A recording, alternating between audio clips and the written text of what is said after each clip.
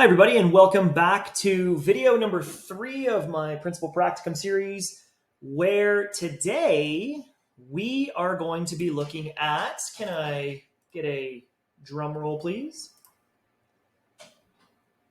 We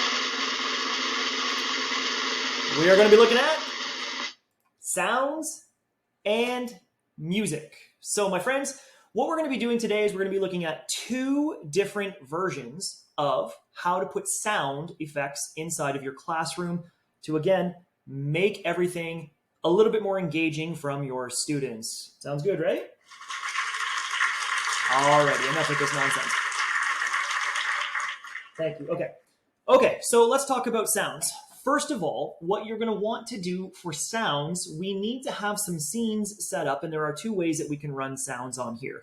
Let's go back and take a look at what we did in the previous video, video number 2, where we looked at adding a web camera to a scene, and then we also looked at using the web capture device. Now, the reason I brought you to this website is because this is my soundboard. This is my sound effects place to go. It's called My Instance. And you can see up in the top URL there, I've actually got My Instance, and it actually has favorites attached. So the easiest way that you can go about getting sounds for you is to jump onto this website and set yourself up what we call a soundboard. And in OBS, all you'll need to do, keeping in mind that your students are only going to see what is on this screen, on this box right here, you could be working with sound effects on a separate monitor, or you can have it nice and small located somewhere else that students aren't going to see. So they're not actually going to even know that you have these things going on. Now let's work on how this works in OBS. So there's nothing you need to add in terms of sources, but what you'll need to do here is go over to the audio mixer first. And the audio mixer has this little VU meter here, and it has a little toggle switch. The louder it goes, or the more it goes to the right, the louder it's going to be, which means that you are going to have control over the volume that the kids can hear in their class. Okay, now a quick note about VU meters, in case you're not really familiar with what a VU meter is. The VU meter right here, you want to try to put it somewhere in the green here, and you don't want it to go into the red. The red is bad. That's going to hurt kids' ears. It's going to be super loud for them. You might startle them, so on and so forth. So when we play some type of a sound effect, it's always generally good to maybe set your volume to about 3/4, and then you can play around with it afterwards. Okay, so let's play a sound effect and watch the VU meter light up. Okay, let's pick something that's you know what? I feel a little James Brown. Let's do some James Brown. Wow, I feel good. So you can see that it's peaking out here in the yellow, which is okay. We're okay with having that. If I want it to be a little quieter, I'm simply going to turn the volume down and watch what happens if I turn it down to maybe 1/3 now. I'll click the same one again. Let's go back to James Brown. And you can see that this time it has peaked near -30 decibels. Okay, it's actually at -26.2 decibels. So that's the first way that you can go about getting it on. You simply just go and find the sound effects, and then you just click on the button, okay? Maybe in the morning, you want to have O Canada ready to go, okay? So pay attention here. So generally, here's how I start my day. What I'll do here is I have a good morning sign, and then the good morning sign generally has a timer, and the students are going to see this as they come in. There's no need for me to have my webcam on. It's just going to count down to the start of the day. And then as soon as the timer is done, what I do is I click my O Canada scene. Oh, Canada, our home and native land. Now I'll stop it there for a second. Now what you'll notice is that I have an O Canada file already stored on OBS. So all I simply need to do is click on the eyeball to start playing it. And you can do that in OBS and it stays there. Now I'm going to turn it on and I'm going to switch scenes again and watch what happens. It'll automatically stay on, so pay attention to this. So watch. The eyeball's on. I'll go back to a black screen. It shuts it off. And then I'll come back into O Canada one more time, and you'll see that it immediately starts playing.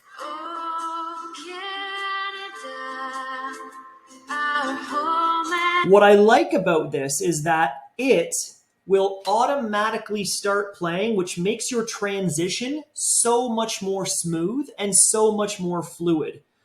I'm going to show you how to do this right now. Okay, so let's say we want to create a brand new good morning scene.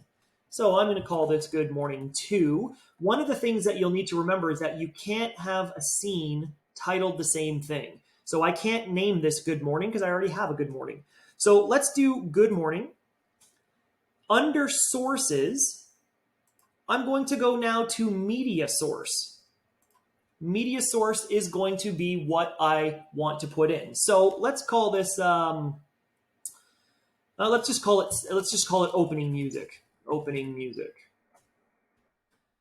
And you'll get this that pops up. So it's asking me to look for the music on my computer. So I'm going to go to Browse. I'm going to go to my school folder where I've already stored some music on here. So let's grab Baby Shark, for instance.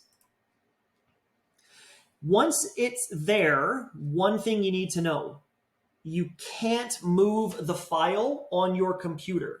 Because if you do, it's looking for it in this folder right here. So if you accidentally move the folder or move the file somewhere else, it will not be able to play it because it won't be able to find it. So keep that in mind. One other thing that you'll need to know are these little buttons right here. All of these ones you don't need to worry about, these 3 buttons down here at the bottom, but these top 2 you do. The reason for that is because let's say you're playing the song, you can loop the song automatically where it's just going to play repeatedly while that scene is active. It's generally off. This one right here is one that you'll need to keep in mind. This restart playback when source becomes active, what that is telling you is that when you are going to log on to that scene, it automatically is going to fire the music or fire that file and play it. Sometimes you don't want to do that because you might have some type of sound effect, for instance, that you've stored on OBS, and you don't want it to play every time you go back to that source. You maybe want to fire it manually. So generally what you would do is you would click this off, but because I'm only using the O Canada scene once a day, I'm going to leave that on, or in this case, Baby Shark. So I hit OK. And now you'll notice that the VU meter is playing, but I can't hear that. And I'll show you why that is. OBS defaults to monitor off mode, which means monitor is what you can hear through your headphones. You can switch that by going to this little gear right here and going to Advanced Audio Properties and then changing the opening music file from monitor off to monitor and output. You want monitor and output because you want to be able to hear it, but you also want to know what your students can hear. So if I click this button, the music's going to come on. Grandma shark do do do do do, Grandma shark do do do do do, Grandma shark do do do do do, Grandma shark. Grandpa shark do do do do, Grandpa shark do do. All right. So now what I have there is I have music that every time I go to this scene, Good Morning 2, the music is going to start on its own.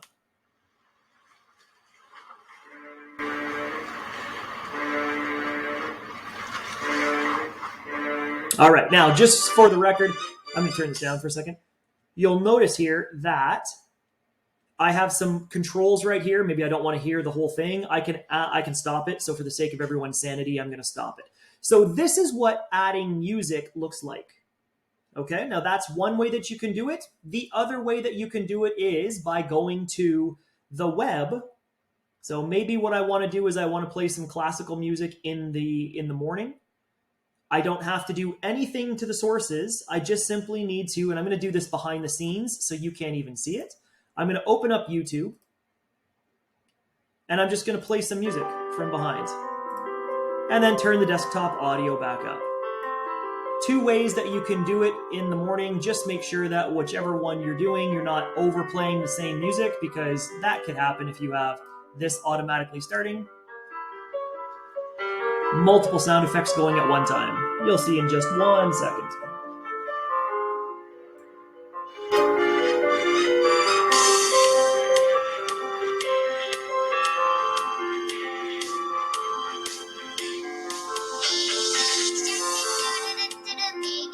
Okay, we'll probably stop that there. Let's go turn the music off now. All right, so let's do a quick review of what that was. We are going to go back to the web camera. We are talking about how you can implement sound effects into your stuff. First way that you can do it is just bring them up on the website and then click the sound effect that you want with the desktop audio lever or VU control up. The second way you can do it is you can actually add them into the sources. I'll show you how to do that one more time. You simply click on the add, then you go to media source. Media can be video or sound. And then you're just going to download the sound effects that you want to OBS, title them all, and then set them up in monitor and output. And then you can control them whenever you want. I'll show you what this could look like. So if I go here to, let's go to my green screen one, you can see that I have a number of things that are already set up. I can just click the sound effect and hit the play button.